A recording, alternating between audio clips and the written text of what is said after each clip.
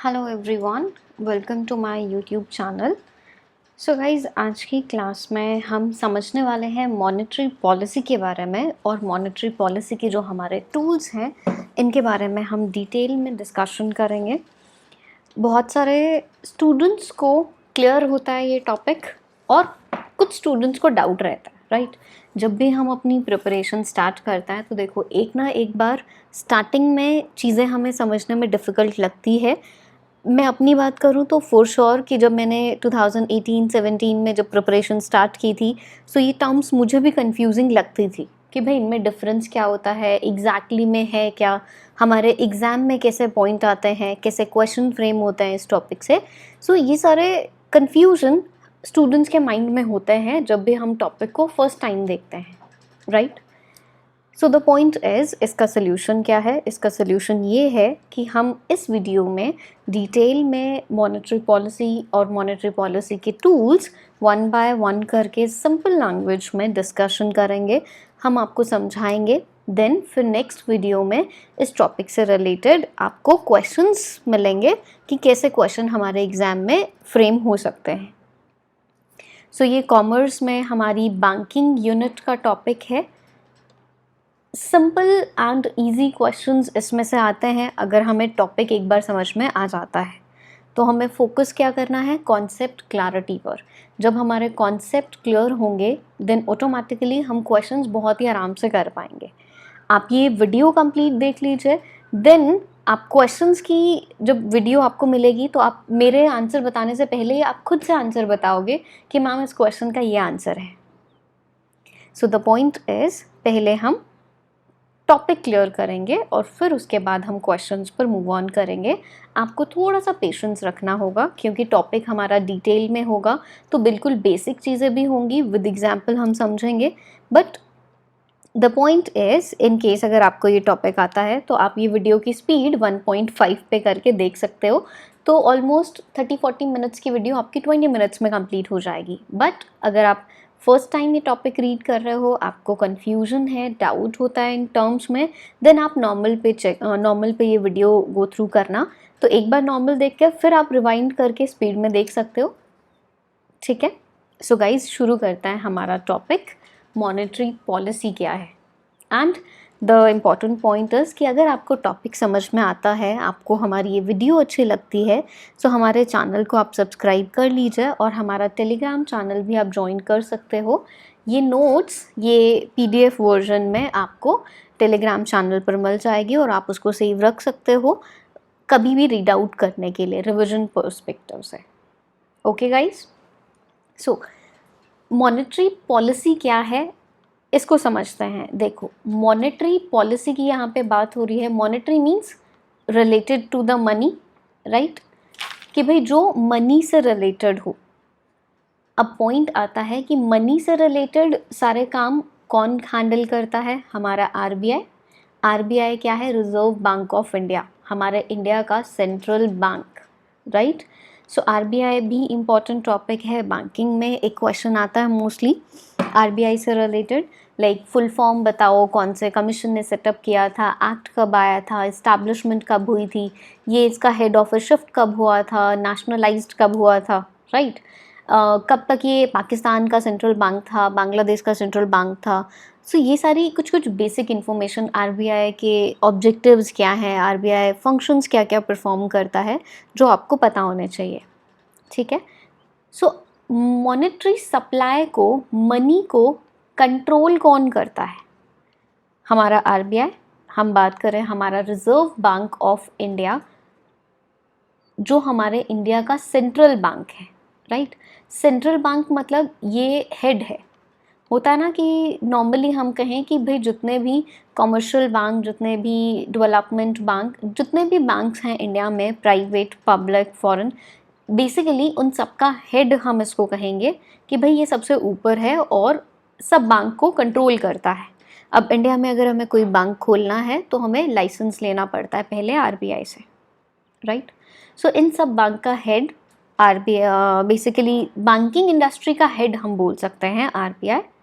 तो RBI monetary policies के through money supply को कंट्रोल करता है कि अब भाई ये रिस्पॉन्सिबिलिटी आरबीआई की, ऐसा भी ना हो कि भाई लोगों के पास पैसे हैं बहुत सारे, तो लोगों के पास पैसे बहुत सारे हैं तो कोई भी लोग काम धंधा क्यों करेंगे, है ना।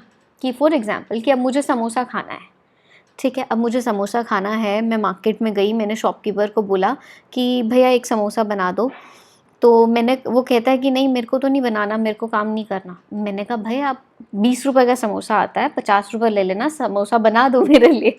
तो वो ये कहेगा कि मैम चाहे आप 1000 रुपये दो, मुझे करना ही नहीं है काम, मेरे पास पैसे बहुत सारे हैं, मुझे कोई बिजनेस करना ही नहीं है, मुझे आपके लिए समोसा बनाना ही नहीं है। तो अब ये देखो कि लोगों के पास पैसे बहुत सारे होंगे तो लोग काम क्यों करेंगे, है ना।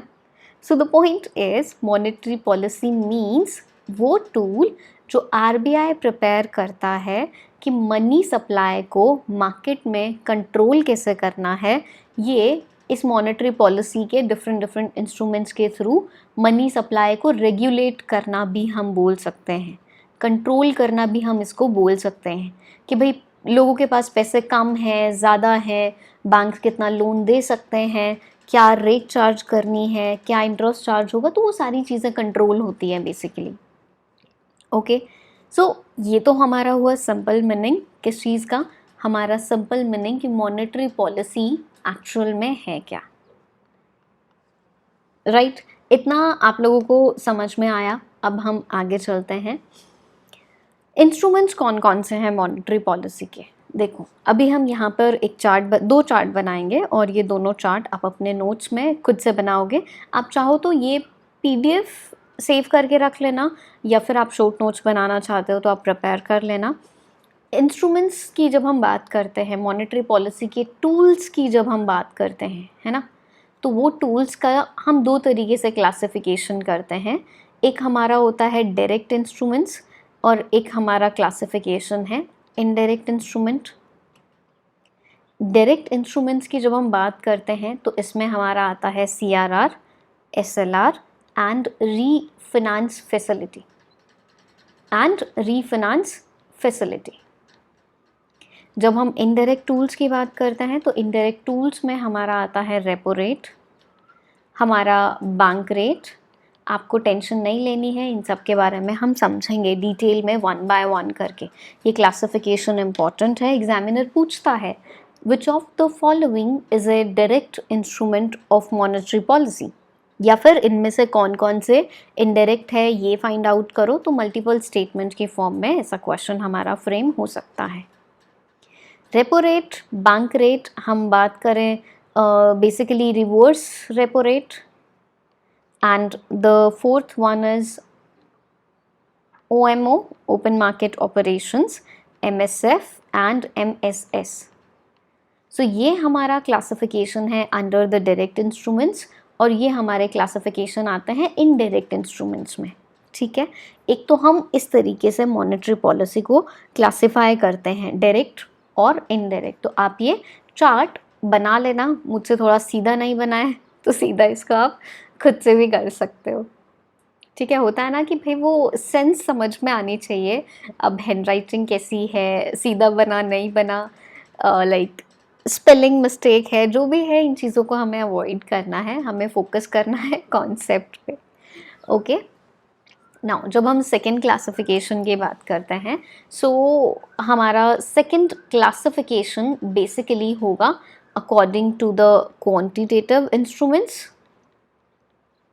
according to the quantitative instruments and according to the qualitative instrument. Qualitative instruments का हमारा दूसरा नाम होता है selective credit control. Selective credit control ये इसका दूसरा नाम भी होता है। तो ये भी आता है कई बार, एग्जामिनर क्वालिटेटिव ना देकर आपको सिलेक्टिव देता है। देखो ये छोटे छोटे पॉइंट्स हैं।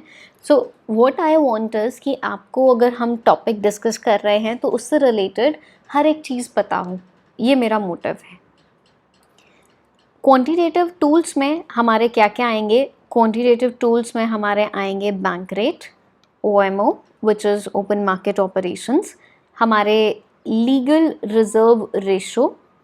अब ये लीगल रिजर्व रेशो की अगर हम बात करते हैं तो यहाँ पर हमारी बात हो रही है CRR और SLR की। तो ये मेक श्योर कि CRR SLR को हम लीगल रिजर्व रेशो भी बोलते हैं।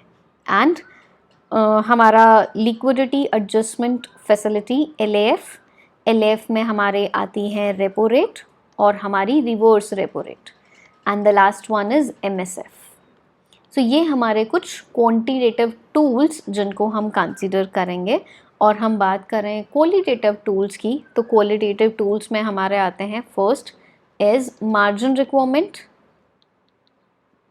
Second is credit rationing,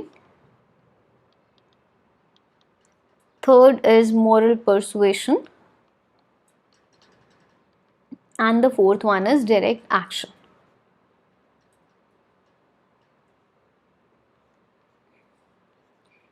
Fourth one is direct action. अभी देखो मेरी hand writing I don't know why दिन ब दिन ना ख़राब होती जा रही है। पहले फिर भी अच्छी आती थी, बट मैं नोटबुक में लिखती हूँ तो अच्छी आती है। आई डोंट नो कि ये पेन टैबलेट में क्या गड़बड़ है, इसमें मेरी हैंड राइटिंग बिल्कुल भी अच्छी नहीं आती है। बट आप समझ गए ना कि क्वालिटेटिव टेक्निक्स हमारी लाइक क्वालिटेटिव इंस्ट्रूमेंट्स हमारे 4 टाइप के हैं। Okay, so to the point, अब तक क्या क्या समझ में आया? अब तक हमने फर्स्ट पॉइंट ये समझा कि मॉनेटरी पॉलिसी का मतलब क्या होता है, ठीक है। सेकेंड पॉइंट हमने क्लासिफिकेशन समझा कि हम डायरेक्ट और इनडायरेक्ट में किस तरीके से मॉनेटरी पॉलिसी को क्लासिफाई करते हैं। थर्ड स्लाइड पर हमने ये समझा कि हमारे जो इंस्ट्रूमेंट्स हैं उनको हम क्वांटिटेटिव और क्वालिटेटिव में क्लासिफाई किस तरीके से हम करते हैं, राइट। इतना समझ में आया। अब हम शुरू करते हैं हमारे 1 by 1। देन आप एक काम कर सकते हो, स्टार्टिंग में एक पेज पर आप ये सारी ना फुल फॉर्म्स भी लिख लेना। फुल फॉर्म्स हमारी कौन कौन सी आएंगी? CRR cash reserve ratio, statutory liquidity ratio, marginal standing facility, market stabilisation scheme, open market operations, liquidity adjustment facility and बाकी और आएगी तो बाकी आगे देखेंगे। तो ये फुल फॉर्म्स भी बैंकिंग में बहुत सारी आती हैं, आप उन फुल फॉर्म्स को सबको एक जगह पर लिख लेना। तो शुरू करें। सबसे पहले अब क्लासिफिकेशन हमने आपको बता दिया है दोनों तरीके से। अब 1 by 1 करके इन इंस्ट्रूमेंट्स को हम डिस्कस करेंगे और आप ऑटोमेटिकली समझ जाना कि कौन सा इंस्ट्रूमेंट किस टाइप का होता है। Done. Now the first instrument is cash reserve ratio, CRR। अभी ये CRR क्या है? Cash reserve ratio. देखो RBI हमारा क्या है? हेड। RBI हमारा क्या है? सेंट्रल बैंक, जिसको हम कंसीडर करें, और हमारे कॉमर्शियल बैंक्स होते हैं, राइट। तो सिंपल लैंग्वेज में समझें अगर हम CRR को, तो देखो जो हमारे ये कॉमर्शियल बैंक्स होता है ना, इनको कुछ अमाउंट RBI के पास रखना होता है, ठीक है। कुछ फंड RBI के पास रखना होता है और ये RBI डिसाइड करके बताता है। जैसे हम कहें कि लाइक फॉर एग्जांपल 3.8% कि RBI ने कहा कि भाई आपके पास जितना भी NDTL होगा उसका 3.8% आप मेरे पास रखोगे। अब ये NDTL क्या है आगे हम समझेंगे। So the first point, it is the amount of fund that commercial bank has to keep with the RBI। कि कमर्शियल बैंक कुछ स्पेसिफिक फंड कुछ रेट के अकॉर्डिंग RBI के पास रखते हैं and it is mandatory for all the commercial banks. सब commercial bank के लिए मैंडेटरी रहेगा। CRR को डिफाइन किया गया है under section 42 subsection 1 of RBI act 1934। Simple है, कोई डिफ़िकल्ट टेक्निक नहीं है, कोई डिफ़िकल्ट डेफिनेशन नहीं है, बिल्कुल सिंपल लैंग्वेज में मैंने इसमें चीज़ों को नोट डाउन किया है। तो इतना समझ में आया कि कमर्शियल बैंक को कुछ अमाउंट ऑफ फंड, सिर्फ फंड की बात हो रही है यहाँ पे, it means it is only in the form of cash, only in the form of cash. So NDTL मतलब net demand time liability, net demand time liability. NDTL को सिंपल लैंग्वेज में अगर हम समझें तो it means balance at the end of the day, कि भाई पूरा दिन के एंड में जो बैलेंस बचता है बैंक के पास उसका आई गेस अभी करंट 3.8% कुछ चल रहा है, उसका 3.8% बैंक्स को डेली बेसिस पर आरबीआई के पास रखना पड़ेगा।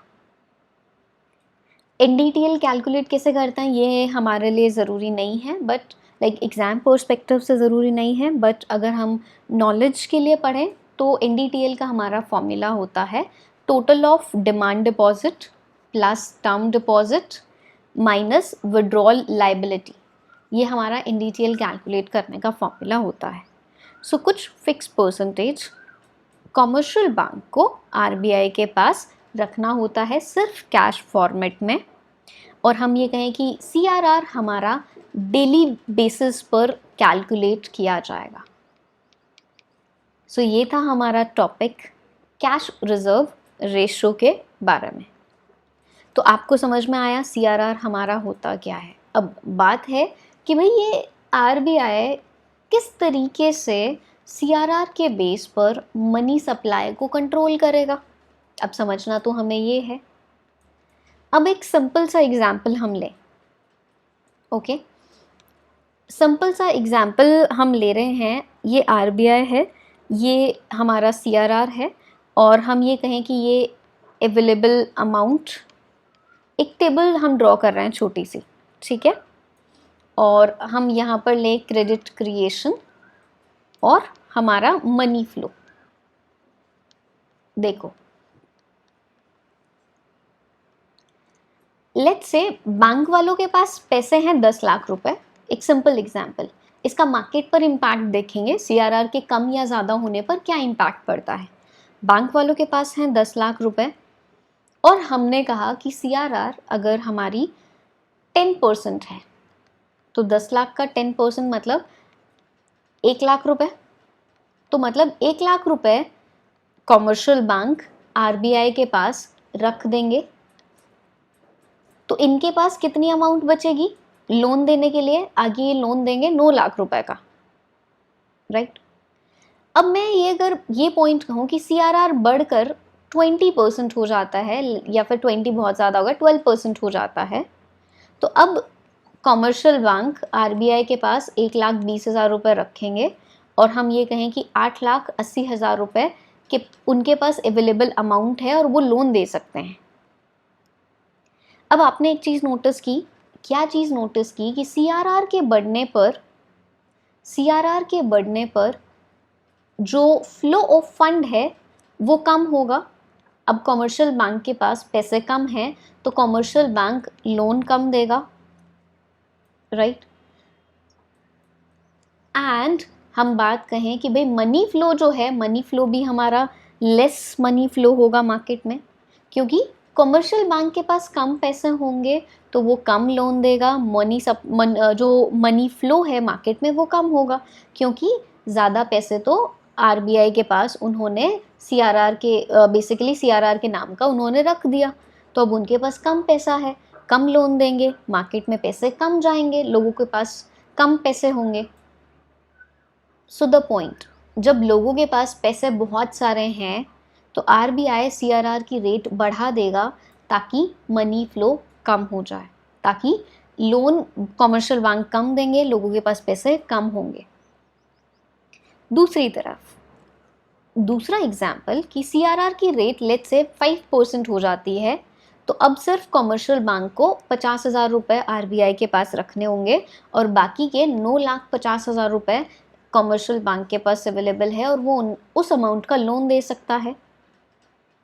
तो जब हमारी सीआरआर की रेट कम होती है तो कॉमर्शियल बैंक के पास पैसे ज़्यादा होंगे, कॉमर्शियल बैंक लोन ज़्यादा देगा और मनी फ्लो हम कहेंगे कि इंक्रीज होगा।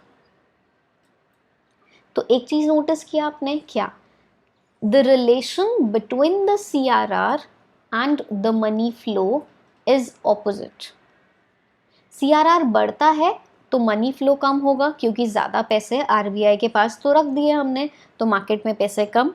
सीआरआर कम होगा तो कमर्शियल बैंक के पास पैसे ज़्यादा हैं, वो लोन ज़्यादा देगा। So there is opposite relationship. अब हम इसी को ही पढ़ते हैं। If RBI wants to decrease the flow of fund, कि भाई आरबीआई को लग रहा है मार्केट में लोगों के पास पैसे बहुत सारे हैं, है ना, लोगों के पास पैसे बहुत सारे हैं, फ्लो ऑफ फंड को डिक्रीज करना चाहता है, तो आरबीआई सीआरआर को इंक्रीज कर देगा, कमर्शियल बैंक को ऑर्डर देगा कि भाई आप अपना पैसा मेरे पास रख दो, लोगों के पास पैसे बहुत सारे हैं, आपको लोन नहीं देने का है। Higher the CRR, lower is the amount bank will able to use for lending. और आरबीआई चाहता है कि फ्लो ऑफ मनी इंक्रीज हो, लोगों के पास पैसे ज़्यादा हो, तो सीआरआर रेशो को डिक्रीज कर देगा ताकि कमर्शियल बैंक ज़्यादा से ज़्यादा लोन दे पाएंगे, लेंड कर पाएंगे। सो यही सिंपल सा कॉन्सेप्ट हमारा है सीआरआर से related, which is cash reserve ratio.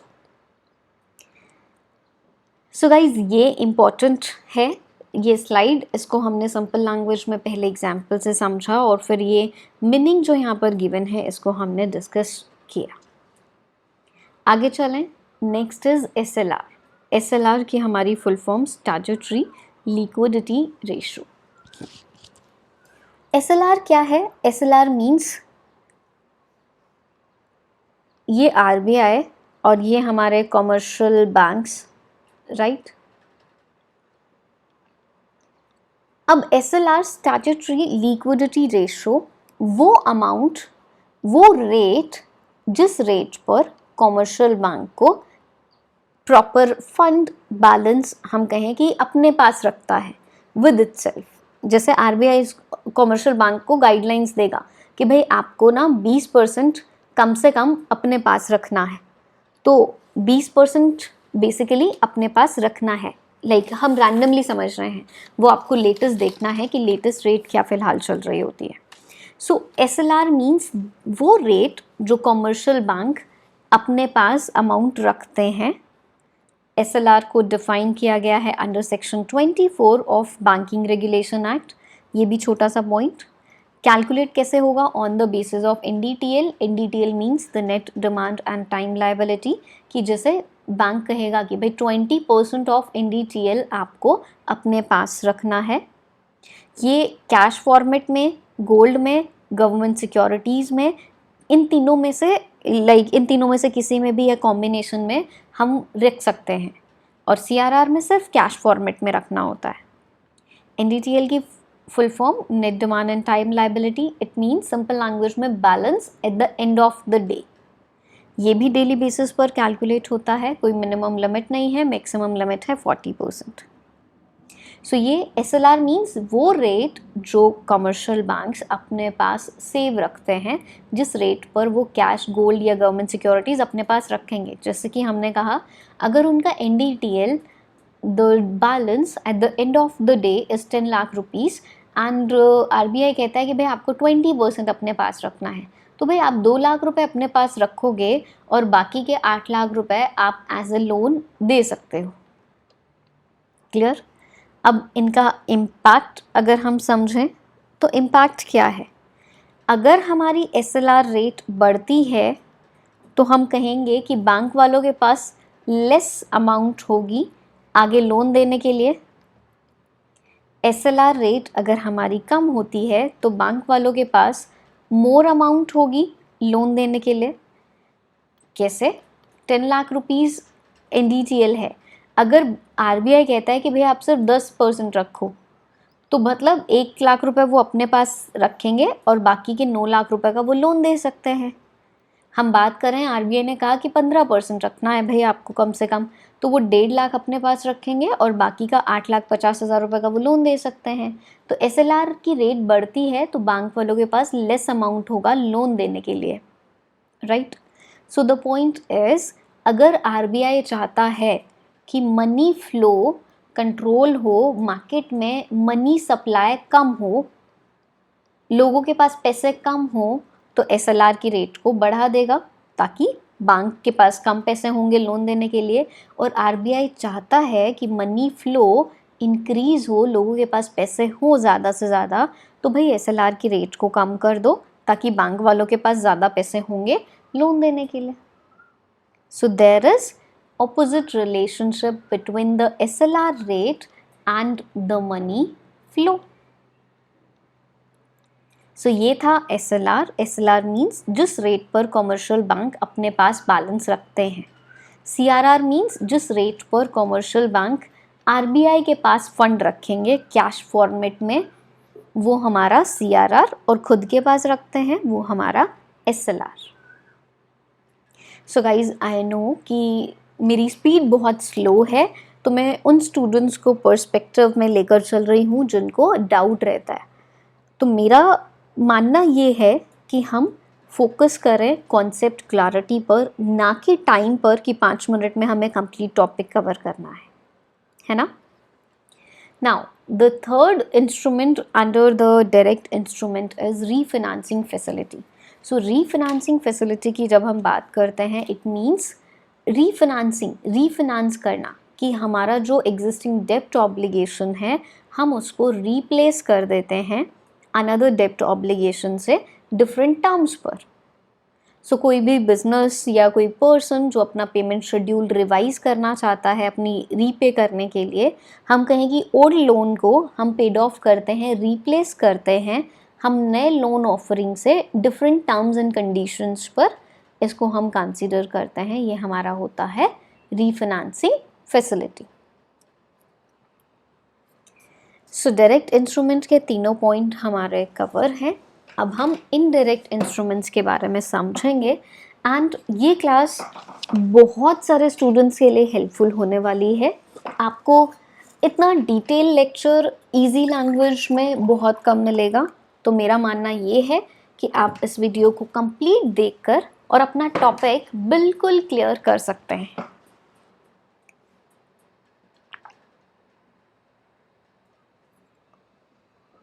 So, what is indirect instrument facility?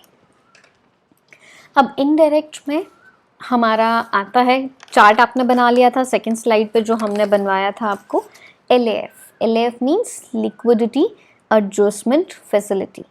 LAF हमारा कॉम्बिनेशन है repo rate plus reverse repo rate. अब रेपो रेट क्या है ये समझते हैं। रेपो रेट को हम रीपर्चेज ऑप्शन रेट के नाम से भी जानते हैं। अब देखो, अब ये है हमारा RBI और ये है हमारे कॉमर्शियल बैंक्स। कॉमर्शियल बैंक्स को जब पैसों की ज़रूरत है, जब उनको फंड की ज़रूरत है और वो चाहते हैं कि हम RBI से लोन लें अप टू 90 डेज़ के लिए, तो लोन लेंगे वो RBI से, तो RBI इनको लोन देगा, बट इसके बदले में इनसे क्या लेगा, इंटरेस्ट। तो कॉमर्शियल बैंक चाहते हैं कि भाई RBI हमें लोन दे अप टू 90 डेज़ के लिए, तो RBI कहेगा ठीक है भाई मैं आपको लोन दे देता हूँ, बट इसके बदले में इंटरेस्ट तो देना पड़ेगा। तो इंटरेस्ट देना पड़ेगा कॉमर्शियल बैंक को, तो किस रेट पर वो इंटरेस्ट चार्ज होगा, वो रेट ऑफ इंटरेस्ट ही हमारी क्या होती है, वो रेट ऑफ इंटरेस्ट ही हमारी होती है repo rate. So it is the rate at which commercial bank takes money from the RBI for a period up to the 90 days. It means short term के लिए लोन चाहिए commercial banks को, और bank 90 days के लिए, up to 90 days के लिए loan लेते हैं, तो बैंक को एज अ सिक्योरिटी कुछ मॉर्गेज भी रखना होता है, कोई भी गिरवी रखना होता है कुछ ना कुछ RBI के पास। सेकेंड पॉइंट इम्पॉर्टेंट, कि जो SLR की सिक्योरिटीज़ होंगी बैंक उनको यूज़ नहीं कर सकता है रेपो रेट के अंडर में, कि भाई SLR मतलब वो बैलेंस जो बैंक अपने पास मेंटेन करके चल रहे हैं, चाहे वो कैश फॉर्मेट में, चाहे वो सिक्योरिटीज़ में या फिर गोल्ड में। तो अब ऐसा नहीं है कि बैंक ने जो सिक्योरिटीज़ SLR में रखी हैं अपने पास रिजर्व के लिए वही दे के और लोन ले ले, नहीं भाई आपकी अलग सिक्योरिटीज़ होनी चाहिए ना। RBI कहेगा ज़्यादा चालू मत बनो, अलग से सिक्योरिटीज़ हो आपके पास, आप उनको रख के मुझसे लोन ले सकते हो। सो ये थी हमारी रेपो रेट, इसको हम रीपर्चेज ऑप्शन रेट भी बोलते हैं। तो ये छोटे छोटे टर्म्स हमारे आते हैं, तो क्लियर सबको। Repo rate means commercial bank को चाहिए लोन और वो लोन लेंगे RBI से, तो RBI कहेगा कि भाई इंटरेस्ट दो, और RBI जो रेट ऑफ इंटरेस्ट चार्ज करेगा वो हमारी रेपो रेट हो जाएगी। जो करंट है वो आपको करंट आपको देखना होगा। रीज़न इज़ कि मैंने करंट इसमें इसलिए नोट डाउन नहीं किया है कोई भी रेट के आगे कि जो स्टूडेंट्स आफ्टर 3 मंथ्स और कुछ टाइम पीरियड के बाद भी अगर वीडियो देखेंगे तो भाई ये करंट रेट्स हमारी चेंज होती हैं, तो आप आरबीआई की ऑफिशियल वेबसाइट पर गो थ्रू कर सकते हो। रेपो रेट समझ में आ गया। अब रेपो रेट समझ में आ गया तो रिवर्स रेपो रेट में कुछ भी डिफ़िकल्ट नहीं है। अब देखो, अब नाउ आरबीआई और कॉमर्शियल बैंक, आरबीआई को चाहिए अब पैसे, वो कहेगा कॉमर्शियल बैंक को कि भाई आप मुझे लोन दे दो, तो कॉमर्शियल बैंक कहेंगे ठीक है जी लोन तो हम दे देते हैं बट इंटरेस्ट तो हम चार्ज करेंगे, इंटरेस्ट तो हम चार्ज करेंगे। तो नॉर्मली ये एरो के निशान गलत बन गए अभी के लिए। कैसे? कॉमर्शियल बैंक लोन प्रोवाइड करते हैं आरबीआई को, ठीक है, और आरबीआई इसके बदले में इनको क्या देगा? इंटरेस्ट। सिंपल कि आरबीआई को चाहिए पैसे, वो कॉमर्शियल बैंक को कहेगा कि भाई मुझे पैसों की ज़रूरत है, तो कॉमर्शियल बैंक कहेंगे ठीक है पैसे आप ले लो लोन के लिए, और हम कहें कि अब जो इंटरेस्ट रेट होगी इस इंटरेस्ट रेट को हम रिवर्स रेपो रेट बोलते हैं। The rate at which banks means the commercial banks gives it surplus money to the RBI, कि कॉमर्शियल बैंक अपनी सरप्लस मनी आरबीआई को देते हैं, तो जिस रेट पर आरबीआई इनको इंटरेस्ट प्रोवाइड करेगा उस रेट को हम कहेंगे ये हमारी रिवर्स रेपो रेट है, राइट? अब देखो रेपो रेट का इम्पैक्ट मनी सप्लाई पर कैसे, ये भी पॉइंट इम्पॉर्टेंट हमारा आता है। रेपो रेट का इम्पैक्ट मनी सप्लाई पर कैसे? रेपो रेट हमारी क्या होती है? RBI provide loans to the commercial bank and commercial bank interest pay करेंगे आरबीआई को, तो जो रेट चार्ज होती है वो हमारी होती है रेपो रेट। अब आरबीआई चाहता है कि लोगों के पास पैसे कम हो, मनी फ्लो कम हो, तो आरबीआई क्या करेगा? आरबीआई हायर रेट पर इंटरेस्ट चार्ज करेगा कमर्शियल बैंक से। कमर्शियल बैंक को कहेगा आप मुझे 10% पर इंटरेस्ट दो, तो आगे कमर्शियल बैंक ज़्यादा मोर देन बेसिकली हम कहें 15% पर लोन देंगे, तो लोग ऑटोमेटिकली पैसे कम लेंगे, लोन कम लेंगे, उनको पता है कि इंटरेस्ट बहुत ज़्यादा देना पड़ेगा। तो आरबीआई अगर चाहता है कि मनी सप्लाई मनी फ्लो कम हो तो आरबीआई रेपो रेट को बढ़ा देगा, ताकि लोन लेना अब बहुत महंगा है, अब कमर्शियल बैंक से लोन लेना उनके लिए कॉस्टली पड़ेगा, तो लोग पैसे लेंगे नहीं। और money supply money flow RBI चाहता है कि ज़्यादा हो, तो रेपो रेट को कम कर देगा ताकि चीप रेट पर लोन मिले और लोग ज़्यादा से ज़्यादा लोन अमाउंट लेंगे। तो यहाँ पर भी हमारा कैसा रिलेशनशिप आया? Opposite relationship between the money flow and the repo rate. So simple, आप सिंपल लैंग्वेज में खुद एग्जाम्पल लेके समझ सकते हो इस टॉपिक को, तो आपको बिल्कुल भी डिफ़िकल्ट नहीं लगेगा। आगे चलते हैं। What is MSF? Marginal standing facility. इस स्कीम को लॉन्च किया गया था मई 9, 2011 में। ये डेट हमारे लिए इम्पॉर्टेंट रहेगी। बैंकिंग में आपके ईयर्स, आपकी कमिटीज़, आपकी फुल फॉर्म्स, ये कुछ चीज़ें ऐसी हैं जो एक क्वेश्चन आने के चांसेस हमारे इनमें से होते हैं, है ना।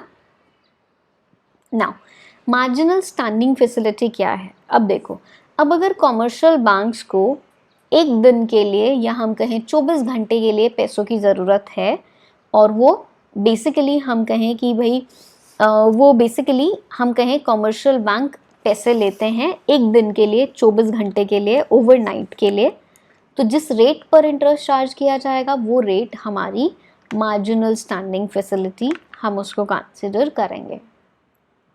So it is the rate at which commercial banks takes money for a period up to 1 day, 24 hours, overnight के लिए, जब वो basically amount लेते हैं।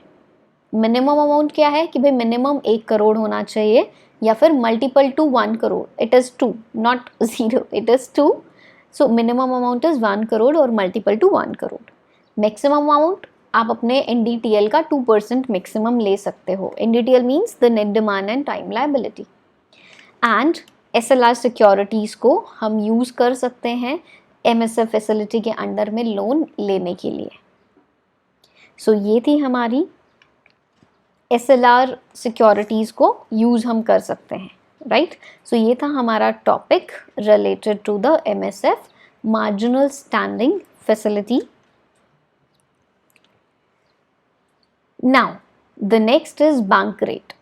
अब बैंक रेट का हमारा बेसिकली हम बात करें, इसका दूसरा नाम भी इसको हम बेसिकली रीडिस्काउंट रेट भी हम इसको कंसिडर करते हैं. सो बैंक रेट वो रेट है जब कमर्शियल बैंक RBI से लोन लेते हैं मोर देन 90 डेज़ के लिए. लेस देन 90 डेज़ के लिए लेंगे तो रेपो रेट, और मोर देन 90 डेज़ के लिए लेंगे तो बैंक रेट. सो RBI बैंक रेट को एज ए पिनल रेट भी यूज़ कर सकता है कि जब बैंक CRR और SLR जो भी रेट्स स्पेसिफिकली मेंशन है वो मेंटेन नहीं करते हैं तो RBI उनको हम कहें कि भाई लाइक मेंटेन नहीं करेंगे तो फाइन तो देना पड़ेगा. पिनल रेट की तरह भी बैंक रेट को यूज़ कर सकता है. और it is the rate at which RBI rediscount bill of exchange, कि इस रेट पर RBI bill of exchange rediscount करता है.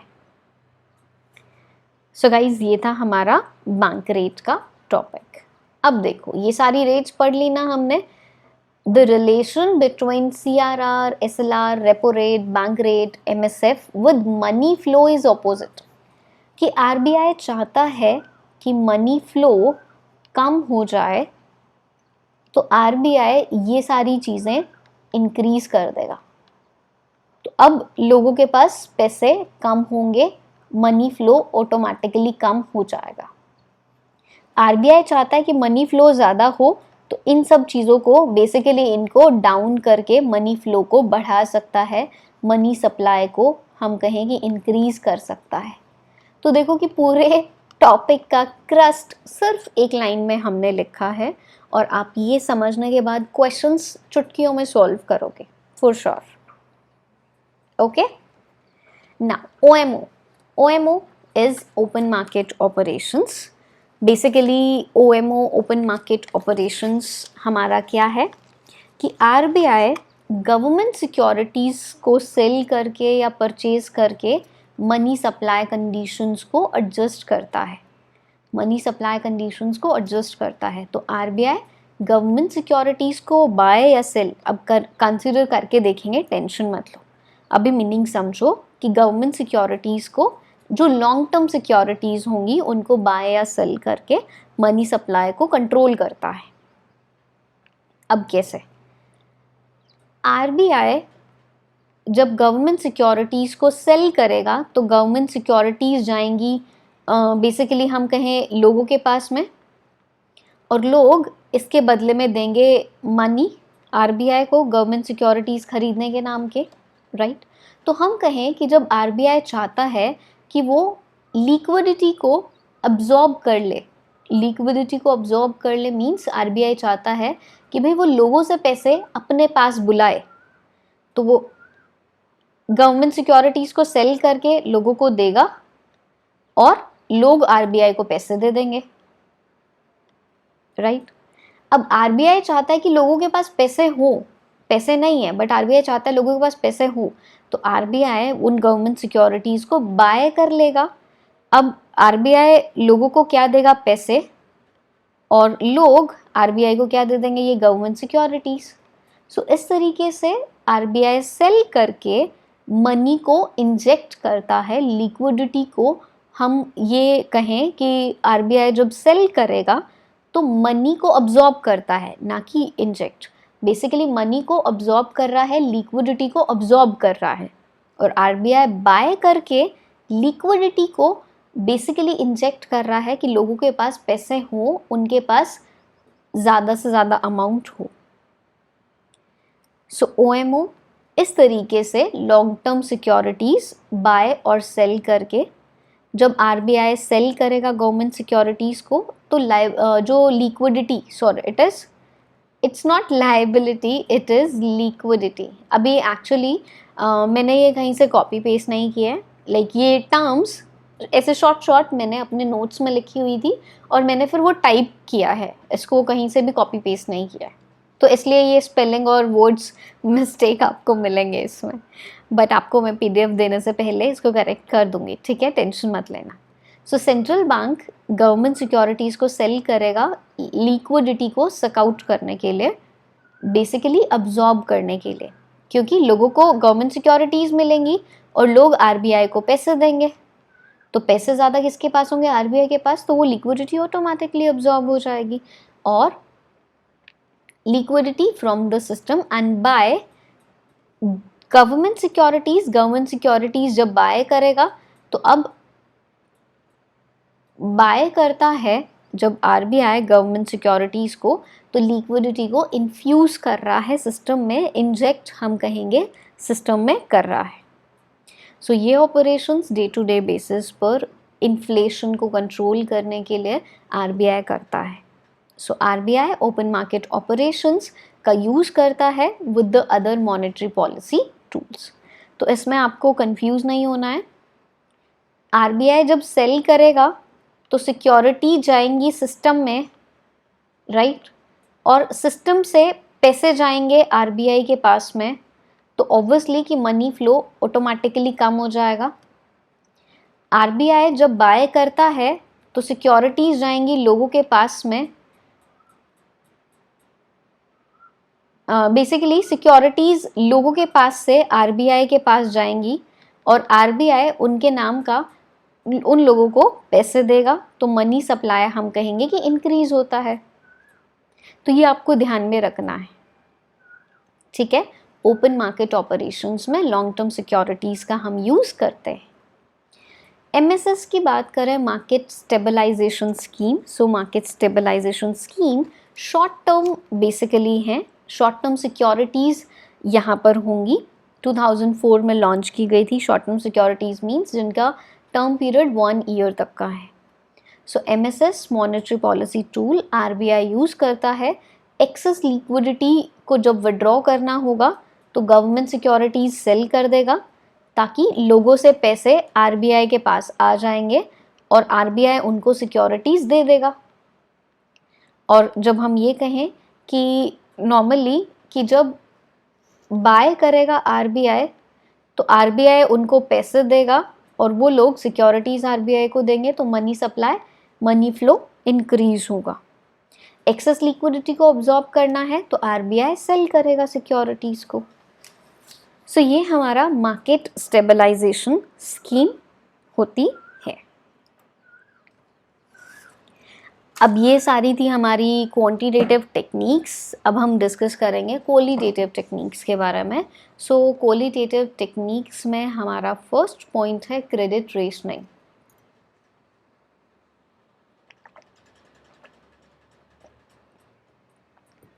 क्रेडिट रेशनिंग की बात करें तो क्रेडिट रेशनिंग मीन्स कि central bank credit amount fix कर देता है। कमर्शियल बैंक को कहेगा कि भाई देखो ये अमाउंट हम लिमिट कर रहे हैं कि आपको अगर लोन देना है तो आप इस लिमिट तक का ही दे सकते हो। अब बैंक वालों को बोला जाएगा कि आप इस लिमिट तक का ही लोन दे सकते हो। तो नॉर्मली अब बैंक जो लोन देंगे वो प्रोडक्टिव सेक्टर्स को लोन देंगे, ना कि अनवांटेड सेक्टर्स को। जैसे हम कहें कि भाई कमर्शियल बैंक कहेगा कि भाई किसी बंदे को अगर सट्टा खेलने के लिए पैसे चाहिए हैं तो भाई आप उसको पैसे मत दो, भाई क्या फ़ायदा है सट्टा खेलेंगे।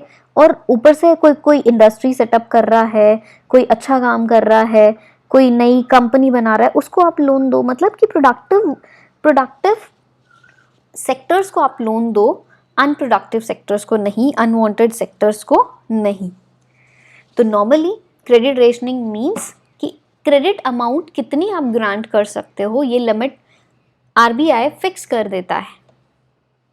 अब हम इसको समझते हैं। So credit is ration by limiting the amount available for each commercial bank. इस मेथड के थ्रू हम ये कहें कि भाई ये मेथड बिल रीडिस्काउंटिंग को भी कंट्रोल करता है और अपर लिमिट सेट कर दी जाती है कि भाई इतने अमाउंट तक का आप लोन दे सकते हो और बैंक्स को इस अमाउंट पर स्टिक रहना होगा। अब बैंक्स के पास कम बेसिकली पैसे होंगे देने के लिए, तो वो क्रेडिट नहीं देंगे अनवांटेड सेक्टर्स को। नेक्स्ट हमारा है moral suasion.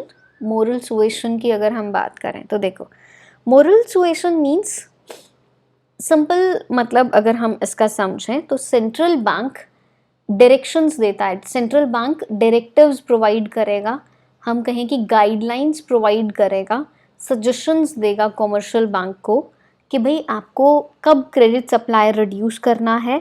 Basically speculative purpose से जो लोग सट्टा खेलने और गलत कामों के लिए पैसे ले रहे हैं, तो किस तरीके से आप क्रेडिट सप्लाई को रिड्यूस कर सकते हो। तो मोरल पर्सुएशन मीन्स वो गाइडलाइंस, वो सजेशंस जो कमर्शियल बैंक्स को मिलती हैं आरबीआई की तरफ से कि अगर इन्फ्लेशनरी पीरियड चल रहा है तो आप क्रेडिट कम दो लोगों को। सो कमर्शियल बैंक को इन्फॉर्म किया जाता है, सेंट्रल बैंक अपनी एक्सपेक्टेशंस बताता है, गाइडलाइंस देगा उनको, डायरेक्टिव्स प्रोवाइड करेगा उनको, सजेशंस देगा। ये हमारा क्या होगा, moral suasion. And the next one is direct action. So direct action में आरबीआई डायरेक्ट एक्शन लेता है उन बैंक्स के अगेंस्ट में जिन बैंक्स ने आरबीआई के डायरेक्टिव्स, आरबीआई के गाइडलाइंस, सजेशंस को इम्प्लीमेंट नहीं किया है, जो हम ये कंसीडर करें कि भाई उनके अगेंस्ट डायरेक्टिव एक्शंस लेता है। सो सेंट्रल बैंक ऑब्वियसली कि भाई बैंक्स को पेनलाइज भी कर सकता है और हम ये कंसीडर करें कि भाई बैन भी लगा सकता है कि भाई आप ये काम नहीं करोगे। So at last it can even put a ban on a particular bank if it does not follow its directives, कि बैंक के डायरेक्टिव्स अगर फॉलो नहीं किए हैं और जो मॉनेटरी पॉलिसी के ऑब्जेक्टिव्स थे उनके अगेंस्ट में काम किया है, तो कॉमर्शियल बैंक के ऊपर बैन भी लग सकता है और सेंट्रल बैंक उनको पेनलाइज भी कर सकता है। सो ये डायरेक्ट एक्शन।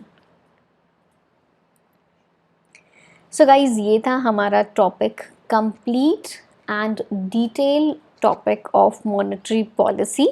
आई गेस हमारी ये क्लास मोर देन 30-40 मिनट्स की हो गई है, मुझे भी ऐसा लग रहा था, बट फॉर श्योर जिसको टॉपिक नहीं आता है उनके लिए क्लास बहुत ही यूज़फुल होने वाली है। सो गाइज़ मेरा सजेशन रहेगा कि आपको टॉपिक आता भी है तो भी ये वीडियो आप देखिए, टॉपिक आपको नहीं आता है तो भी आपको ये वीडियो देखकर अपने कॉन्सेप्ट क्लियर करने हैं, ठीक है। एडिशनल पॉइंट्स मैंने अपनी तरफ से कोशिश की है कि इनसे रिलेटेड जितने भी हमारे होते हैं हम आपको सारी डिटेल इन्फॉर्मेशन प्रोवाइड करें। सो प्लीज़ कमेंट सेक्शन में हमें बताइएगा कि आपको हमारी ये वीडियो कैसी लगी, समझ में आया नहीं आया, टॉपिक क्लियर हुआ या अभी कोई डाउट है वो भी आप पूछ सकते हैं कमेंट सेक्शन में। और इस पीडीएफ को आप डाउनलोड कर सकते हैं हमारे टेलीग्राम चैनल से, प्रियंका बंसल कॉमर्स ये चैनल का नाम है, आप सर्च करोगे आपको मिल जाएगा और लिंक भी आपको डिस्क्रिप्शन में मिल जाएगा। एंड दूसरा पॉइंट ये कि आप हमारा चैनल सब्सक्राइब कर सकते हो, आपको हमारे चैनल पर बहुत सारी वीडियोस मिलती रहेंगी कॉमर्स से रिलेटेड टॉपिक्स की भी और क्वेश्चंस की भी। Okay, so thank you so much everyone for watching this video.